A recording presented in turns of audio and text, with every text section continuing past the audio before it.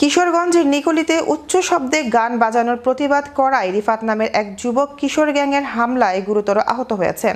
গত 11 ফেব্রুয়ারি তার সৌদি আরবের মক্কায় যাওয়ার কথা থাকলেও হামলার কারণে তার ভিসাটির মেয়াদ শেষ হয়ে যায়।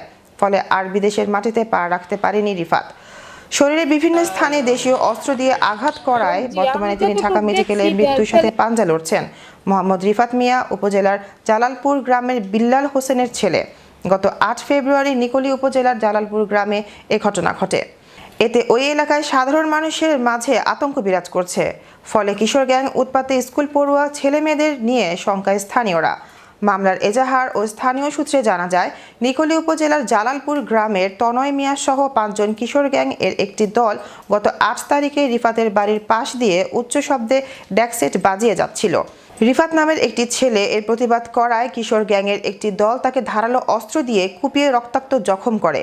এ বিষয়ে নিকলী থানার অফিসার ইনচার্জ মোহাম্মদ রফিকুল ইসলাম বলেন, আসামিদের মোবাইল ফোন বন্ধ থাকায় তাদের গ্রেফতার করতে সম্ভব হয়নি। তবে তাদের গ্রেফতার করতে মাঠে নেমেছে পুলিশ।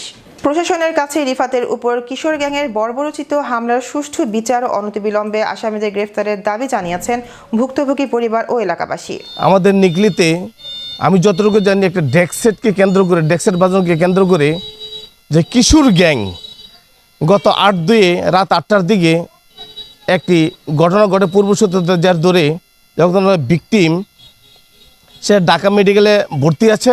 আমরা বাদী যখন আমাদেরকে দরখাস্ত দেয় সাথে সাথে আমরা মামলা রুজু করি।